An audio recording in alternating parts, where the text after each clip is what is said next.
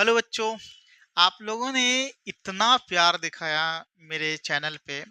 मेरे चैनल का सब्सक्राइबर यहाँ पर आपको 4929 दिखाई पड़ रहा होगा।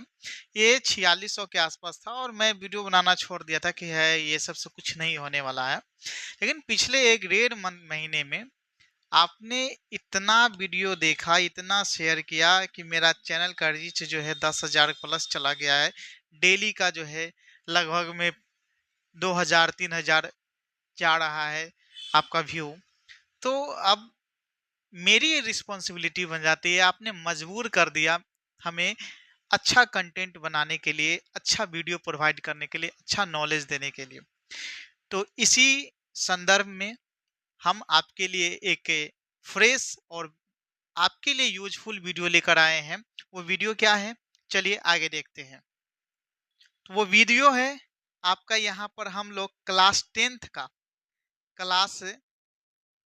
का जिस बुक से हमने पढ़ा है और जैसे मैंने नोट्स बनाए, यहाँ पर मेरा ये लिखा हुआ नोट्स है, क्या एक्स्ट्रा पॉइंट लिखे हैं, तो उसको फुल्ली डिस्कशन करते हुए मैं आपको समझाऊंगा।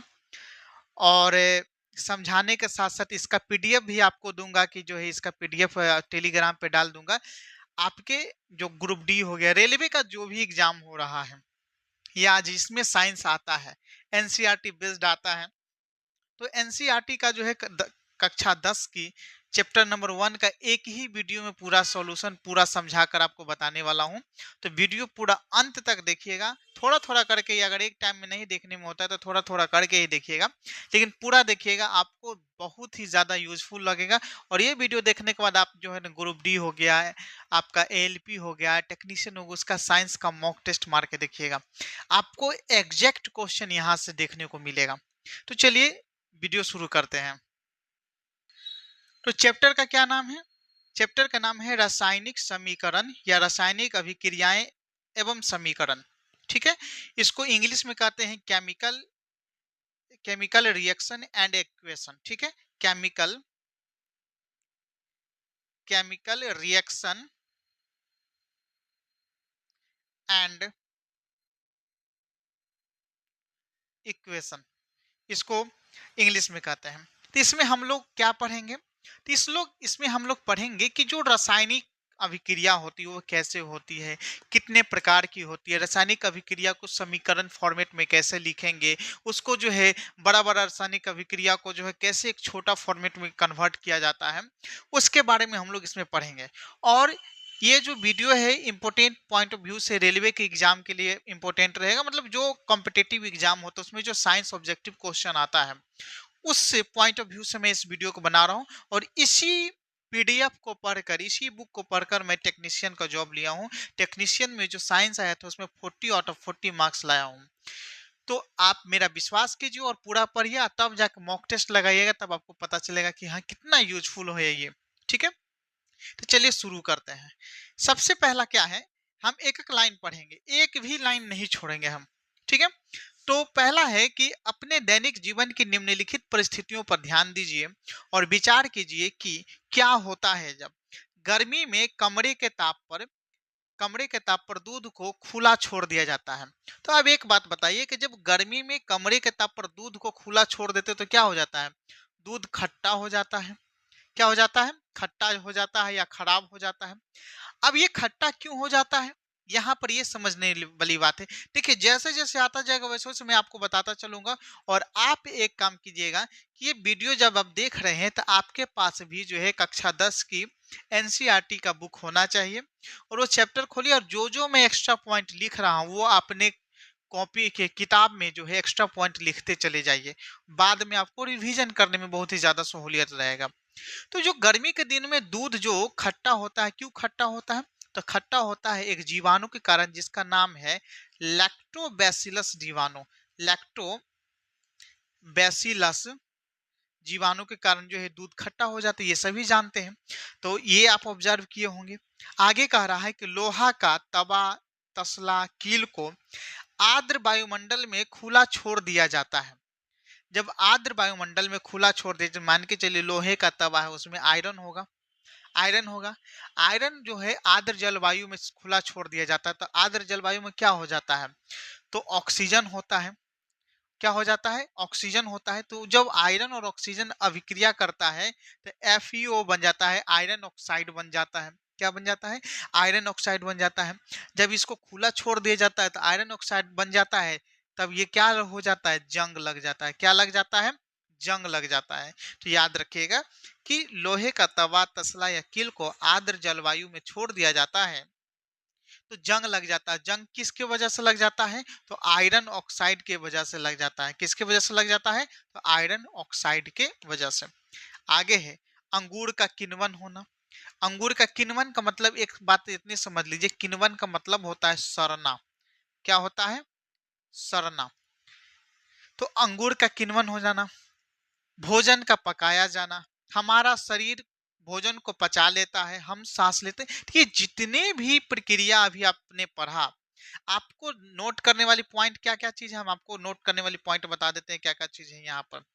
देखिए, नोट करने वाली पॉइंट आपका है ये कि भाई दूध खट्टा क्यों होता है, लैक्टोबैसिलस के जीवाणुकरण, और आर्द्र जलवायु में छोड़ देते तो जंग लग जाता। क्यों जंग लग जाता है, तो आयरन ऑक्साइड के कारण। ठीक है, तो ये जितने भी यहाँ पर दिया हुआ है, घटना दिया हुआ है, ये सभी घटना किस वजह से हो रहा है, इसका कारण क्या है, इसका कारण क्या है, तो इसका कारण है रासायनिक समीकरण। क्या कारण है, रासायनिक समीकरण। बिना रासायनिक समीकरण का जो है ये संभव हो ही नहीं सकता है। अब एक बात याद आता है कि रासायनिक समीकरण होता क्या है। देखिए, समीकरण जो है, सॉरी, रासायनिक अभिक्रिया का समीकरण नहीं, रासायनिक अभिक्रिया कहते हैं उसको। अभिक्रिया को व्यक्त करने का जो प्रक्रिया होता है उसको समीकरण कहा जाता है। तो रासायनिक अभिक्रिया के कारण यहाँ पर ये जो है, रासायनिक अभिक्रिया के कारण यहाँ पर सभी घटनाएं हो रही हैं। अब जो अभिक्रिया जो होती है ना, अभिक्रिया दो प्रकार की होती है। अभिक्रिया कितने प्रकार की होती है, दो प्रकार की। एक होती है भौतिक अभिक्रिया, ठीक है, एक होती है रासायनिक अभिक्रिया। कितने प्रकार की होती है, दो प्रकार की होती है। एक होती है भौतिक और एक होती है रासायनिक। भौतिक प्रक्रिया क्या होती है कि अगर कोई चीज बदलता है तो फिर वापस उसको पुनः वही अवस्था में ला सकते हैं, ठीक है। लेकिन रासायनिक अभिक्रिया में कोई चीज बदल गया तो फिर वापस उस अवस्था में नहीं ला सकते हैं। जैसे कहने का मतलब ये हो गया कि अगर हम रबर को खींच दिए, कोई रबर है इतना बड़ा है, अब इसको हम खींचे तो इतना बड़ा खींच दिए, खींचने के बाद जब हम छोड़े तो फिर वही अवस्था में आ जाता है। तो ये हो गया आपका भौतिक अभिक्रिया। लेकिन अगर दूध से दही बन गया, क्या दही से दूध बन सकता है, नहीं बन सकता है। दूध से दही बन गया, लेकिन दही से दूध नहीं बन सकता है। उसका जो क्या होता है रासायनिक अभिक्रिया में, उसका मूल तत्व चेंज हो जाता है। उसका जो पहले का जो चीज रहता है, पहले का जो पदार्थ होता है वो परिवर्तित हो जाती है, उसकी अवस्थाएं परिवर्तित हो जाती है। तो ये सब रासायनिक अभिक्रिया है। ओवरऑल हम आपको बता दिए, यहाँ पर आपको कोई परिभाषा पूछने नहीं जाएगा कि भौतिक अभिक्रिया क्या होती है, रासायनिक अभिक्रिया। हाँ, ये पूछ सकता है कि भौतिक अभिक्रिया में निम्नलिखित में से कौन कौन भौतिक अभिक्रिया है, कौन सही है कौन गलत है, कौन रासायनिक। तो आप सिंपल सा बात याद रखिएगा, जो पुनः पहले के अवस्था में वापस आ जाएगा वो हो जाएगा भौतिक अभिक्रिया, और जो पुनः पहले की अवस्था में वापस नहीं आएगा वो हो जाएगा रासायनिक अभिक्रिया। ये आपको समझ में आ गया। अब चलिए इसको मिटाते हैं, ठीक है, और आगे पढ़ते। आगे क्या दिया हुआ है, आगे दिया हुआ है कि इन सभी परिस्थितियों में प्रारंभिक वस्तु की प्रकृति तथा पहचान कुछ न कुछ बदल जाती है। पदार्थ के भौतिक तथा रासायनिक परिवर्तन के बारे में हम पिछली कक्षा में पढ़ चुके हैं, यानी कि 9th में पढ़ चुके हैं। अगर आपने 9th का नहीं पढ़ा है तो आप वेट कीजिए, आपको 9th का भी इसी प्रकार का लेक्चर एक एक वीडियो में पूरा चैप्टर खत्म करने का जो है आ जाएगा, और आप उसको पूरा देख लीजिएगा। तो पिछली कक्षा में पढ़ चुके हैं, जब कोई रासायनिक परिवर्तन होता है तो हम कह सकते हैं कि एक रासायनिक अभिक्रिया हुई है। शायद सोच रहे होंगे कि रासायनिक अभिक्रिया का वास्तविक अर्थ क्या है, हम कैसे जान सकते हैं कि कोई रासायनिक अभिक्रिया हुई है या नहीं। कहने का मतलब ये कह रहा है कि हम किस प्रकार से पहचान सकते हैं कि कोई भी अभिक्रिया रासायनिक अभिक्रिया है या नहीं है। वो भौतिक अभिक्रिया है या कुछ और चीज है, ये कैसे पहचान सकते हैं? तो इन प्रश्नों को उत्तर पाने के लिए आइए हम कुछ क्रियाकलाप करते हैं। सबसे इंपॉर्टेंट पॉइंट, जो रेलवे का एग्जाम होता है ना, उसमें एक क्रियाकलाप जो एक्सपेरिमेंट दिया हुआ है उससे भी प्रश्न आता है, तो इसको मत छोड़िएगा, इसको इग्नोर मत कीजिएगा। अब पहला क्रियाकलाप क्या कह रहा है कि इस क्रियाकलाप में शिक्षक के सहयोग की आवश्यकता है। सुरक्षा के लिए छात्र आंखों पर चश्मा पहन ले उचित होगा।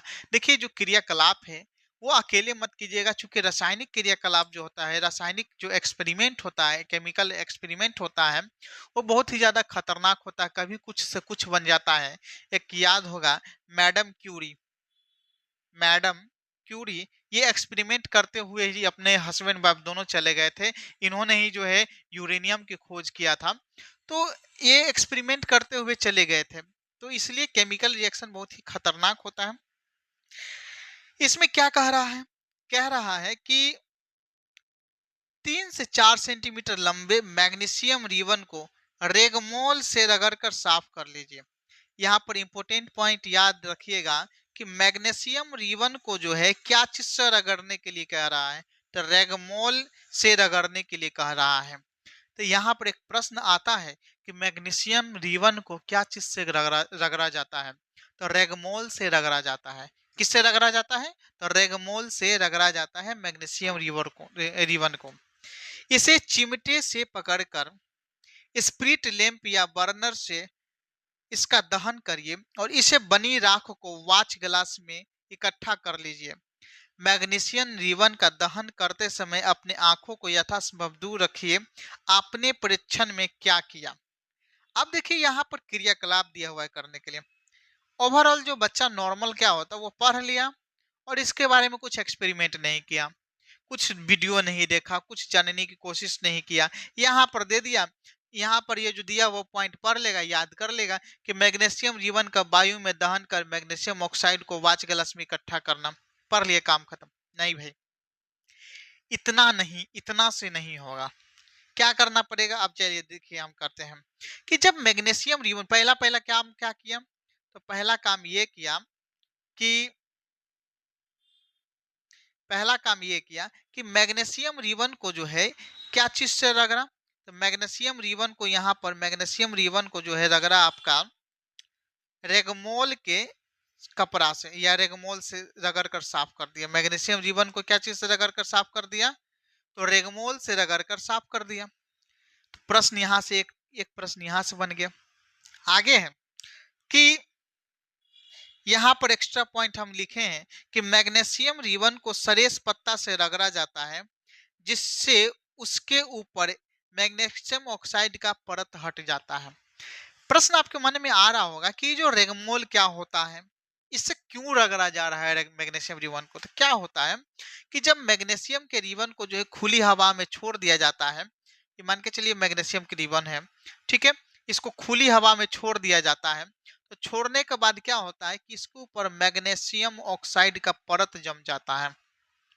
और जो मैग्नीशियम ऑक्साइड का परत जम जाता है, तो उसको जब हम जलाने की कोशिश करते हैं तो शुरुआत में अच्छा से नहीं जल पाता है। इसलिए पहले क्या किया जाता है कि मैग्नीशियम को जो है ना, सरेस पत्ता, सरेस पत्ता समझते हैं ना? सरेस पत्ता जो आपको घर में जो लोहा वोहा रगड़ने के लिए लाया जाता है, पेंट, जब आप कोई किसी भी लोहे के छड़ को पेंट करते हैं तो उसको पेंट करने से पहले सरेस पत्ता से रगड़ा जाता है, तो उसी को तो कहा जाता है रेगमोल।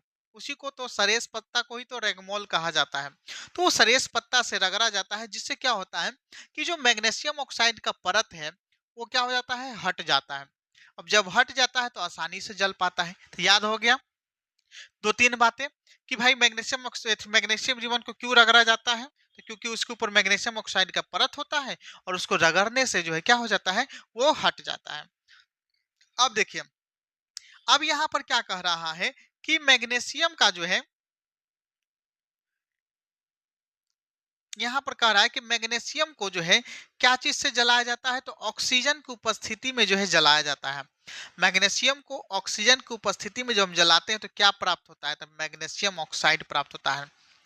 अब यहाँ पर क्या कह सकते हैं, क्या प्रश्न बन सकता है? तो देखिए कि जो मैग्नीशियम रिबन को हम जलाए तो जलाने के बाद जो राख प्राप्त हुआ, क्या प्राप्त हुआ?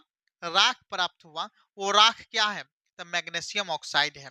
याद रखिएगा कि मैग्नीशियम रिबन को जलाने पर जो राख प्राप्त होता है वो राख क्या है? तो मैग्नीशियम ऑक्साइड है। जैसे कैल्शियम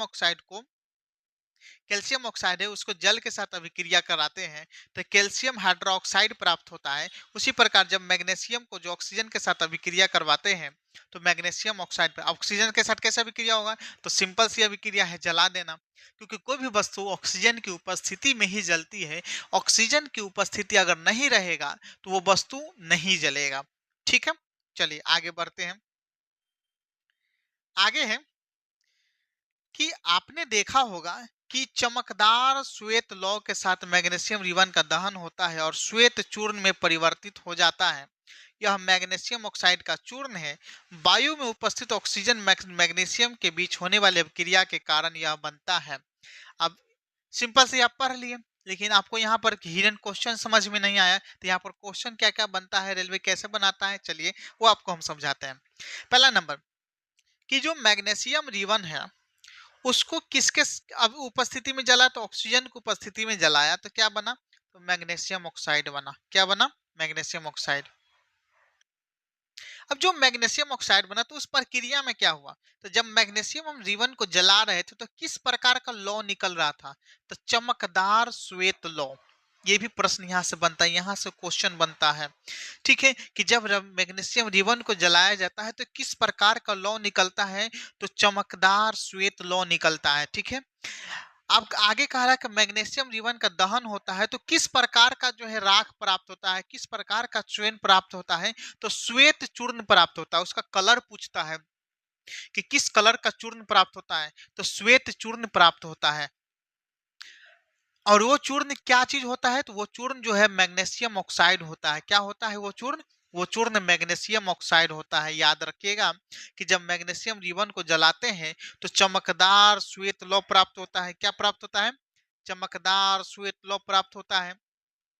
और उसके साथ जो राख प्राप्त होता है वो भी श्वेत चूर्ण होता है। और वो जो जलाने पर जो क्या राख जो होता है वो राख कैसा क्या चीज का होता है? तो मैग्नीशियम ऑक्साइड का राख होता है। किसका राख होता है? तो मैग्नीशियम ऑक्साइड का राख होता है। ठीक है, याद रखिएगा। ठीक है, आगे है। आप चाहेंगे तो इसको जो है लिख सकते हैं आराम से, जैसे जैसे हम बता रहे हैं, जैसे जैसे हम आपको पॉइंट कर रहे हैं वैसे वैसे आप अंडरलाइन करके एक्स्ट्रा पॉइंट लिख सकते हैं। अब यहाँ पर जो है क्रियाकलाप 2 दिया हुआ है, उसके बारे में हम लोग जानते हैं क्रियाकलाप 2 में क्या कह रहा है। क्रियाकलाप 2 में कह रहा है कि एक परख नली में लेड लेड मतलब शीशा, ठीक है, लेड नाइट्रेट का घोल लीजिए। और ये लेड नाइट्रेट का घोल किस कलर का होता है? तो सफेद रंग का होता है। लेड नाइट्रेट का घोल किस कलर का होता है बाबूरे? तो सफेद रंग का जो है लेड नाइट्रेट का घोल होता है। ठीक है, तो ये सफेद रंग का लेड नाइट्रेट का घोल है। ये लेड नाइट्रेट लीजिए। इसमें पोटेशियम आयोडाइड, ये भी सफेद रंग का। सबका रंग पूछा है। रंग इसलिए हम आपको बता रहे हैं कि प्रीवियस ईयर क्वेश्चन जब हम तैयारी कर रहे थे तो प्रीवियस ईयर क्वेश्चन में हम देखे थे कि सभी का रंग के बारे में पूछा है। तो याद रखिएगा कि जो लेड नाइट्रेट का रंग सफेद होता है, पोटेशियम आयोडाइड का रंग सफेद होता है। तो कह रहा है कि जब लेड नाइट्रेट, इसका सूत्र है PbNO3O2, PbNO3O2 और पोटेशियम आयोडाइड Ki की अभिक्रिया कराया जाता है तो क्या बनता है? तो लेड आयोडाइड बनता है। और यहाँ पर जो पोटेशियम नाइट्रेट बनता है। दो चीज बनता है कि जब लेड नाइट्रेट की अभिक्रिया जो है पोटेशियम आयोडाइड के साथ कराया जाता है तो लेड आयोडाइड बनता है, वो भी पीले रंग का, और पोटेशियम नाइट्रेट बनता है। ठीक है, क्या क्या यहाँ पर बातचीत हम लोग किए? हम लोग बात ये किए कि सफेद रंग का लेड नाइट्रेट को, ये सफेद रंग का है, ये सफेद रंग का है लेड नाइट्रेट को, पोटेशियम आयोडाइड ये भी सफेद रंग का है। जब हम अभिक्रिया करवाते हैं तो लेड आयोडाइड बनता है पीला कलर का। लेड आयोडाइड किस कलर का होता है? पीला कलर का। और पोटेशियम नाइट्रेट बनता है।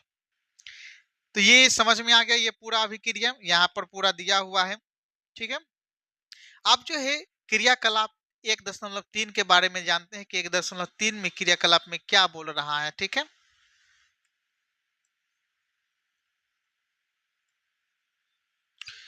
चलिए, चलिए इसको हटा देते हैं। अब क्रियाकलाप 1.3 में कह रहा है कि एक शंक्वाकार फ्लास्क या परखनली में कुछ दानेदार जिंक लीजिए। दानेदार जिंक लेने के लिए बोल रहा है। पहला नाम शंक्वाकार परखनली कैसा होता था, इस प्रकार का जो है शंक्वाकार परखनली होता है। तो इसमें कह रहा है कि कुछ दानेदार जिंक लीजिए, इसमें तनु हाइड्रोक्लोरिक अम्ल या सल्फ्यूरिक अम्ल मिला दीजिए। तनु हाइड्रोक्लोरिक अम्ल का मतलब क्या हो गया? तो हाइड्रोक्लोरिक अम्ल जो है तनु क्यों हो, तनु मतलब क्या हो गया? तो उसमें जो है पानी मिलाया हुआ, ठीक है। क्या मिलाया हुआ? पानी मिलाया। पानी की मात्रा ज्यादा होना चाहिए। देखिए, एक होता है सांद्र, होता है तनु। तो तनु वाला क्या हो गया? पानी की मात्रा मिलाया हुआ हाइड्रोक्लोरिक अम्ल डालना है, ठीक है। चलिए, तो यहां पर कह रहा है कि हाइड्रोक्लोरिक या सल्फ्यूरिक अम्ल में जो है, सल्फ्यूरिक अम्ल को जो है जिंक के साथ मिला दीजिए तनु। तब जो है, क्या जस्ते के दानों के आसपास कुछ होता है? शंक्वाकार फ्लास्क पर परखनली को स्पर्श कीजिए, क्या इसके तापमान में कोई परिवर्तन होता है?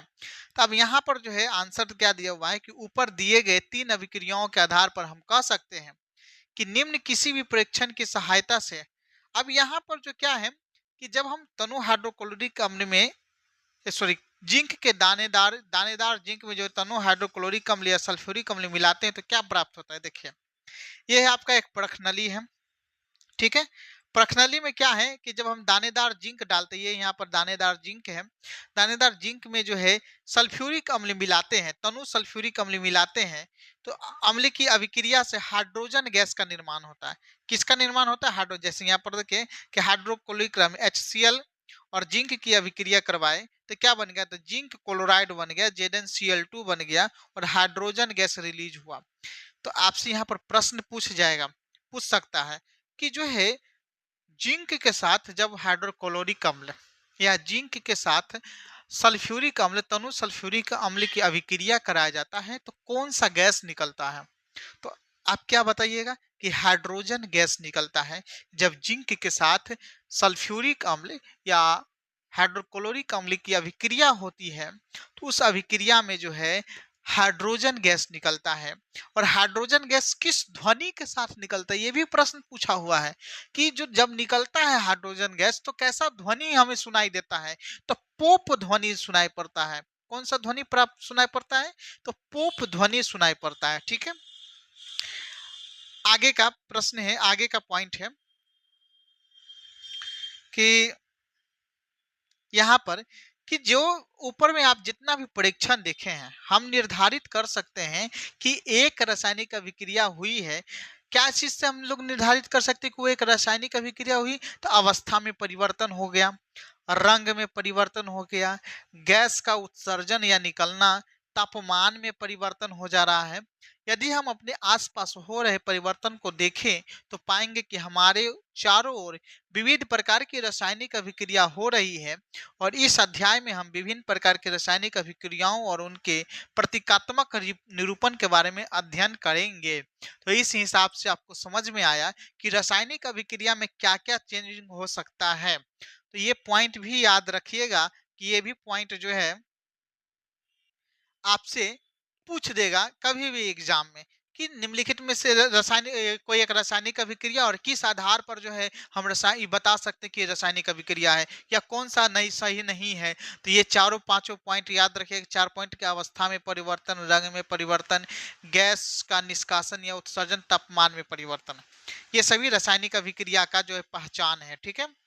चलिए आगे हम लोग पढ़ते हैं। आगे क्या है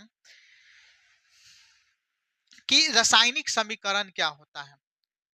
रासायनिक समीकरण की बात करते हैं तो जब रासायनिक अभिक्रिया को जो है समीकरण के माध्यम से व्यक्त करते हैं तो उसी को तो रासायनिक समीकरण कहते हैं। क्या कह रहा है कि जब ऑक्सीजन की उपस्थिति में मैग्नीशियम रिवन का दहन होता है तब मैग्नीशियम ऑक्साइड में परिवर्तन हो जाता है। मैग्नीशियम ऑक्साइड में तब यह मैग्नीशियम ऑक्साइड में परिवर्तन हो।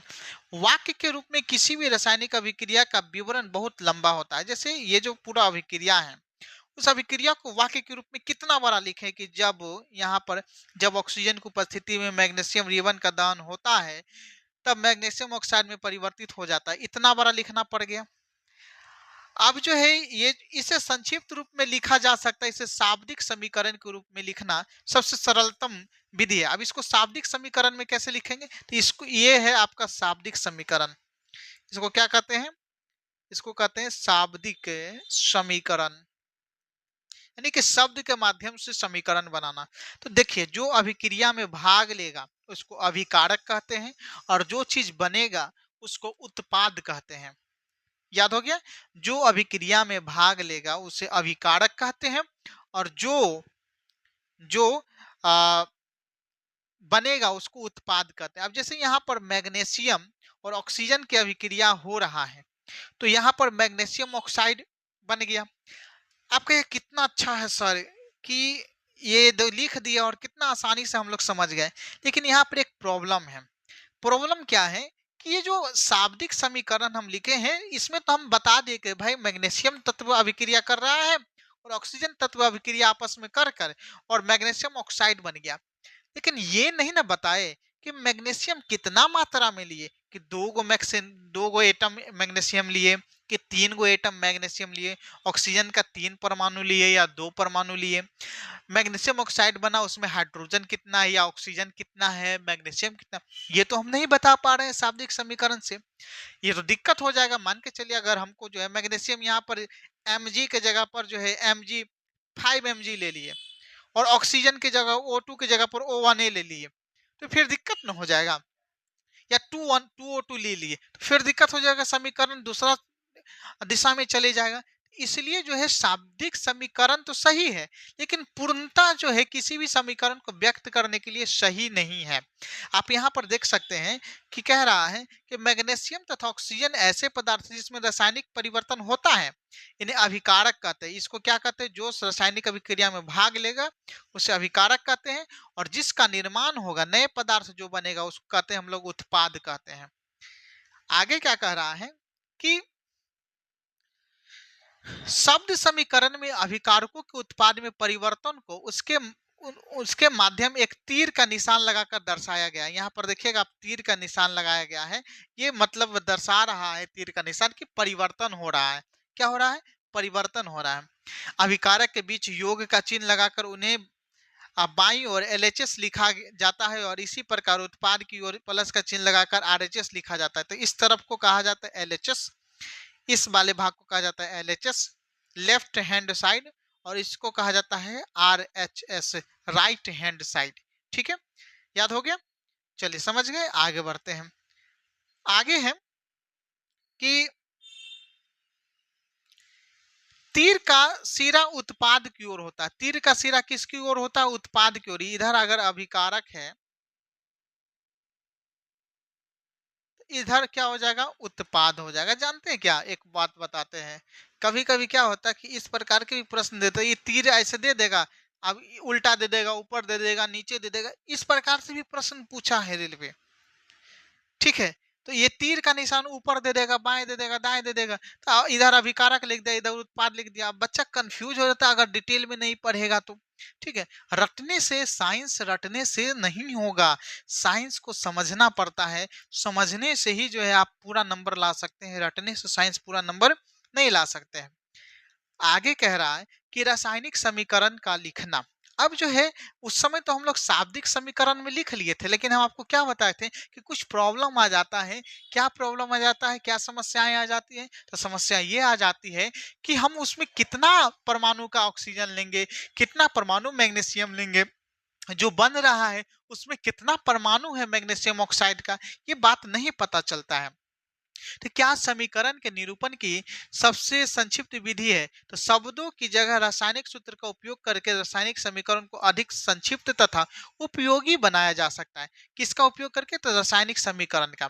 तो रासायनिक समीकरण किसी रासायनिक अभिक्रिया को दर्शाता है। यदि आप मैग्नीशियम ऑक्सीजन और मैग्नीशियम ऑक्साइड का सूत्र स्मरण करें तो उपरोक्त समीकरण इस प्रकार से लिख सकते हैं। क्या लिख सकते हैं, तो Mg+O2 MgO, Mg+O2 MgO। अब क्या है यहाँ पर एक और बात देखिए, ये तो हो गया आपका क्या, ये हो गया आपका रासायनिक समीकरण। क्या हो गया बाबू, आपका ये हो गया आपका रासायनिक समीकरण। रासायनिक समीकरण हो गया। लेकिन रासायनिक समीकरण भी दो प्रकार के होते हैं, एक संतुलित, एक असंतुलित।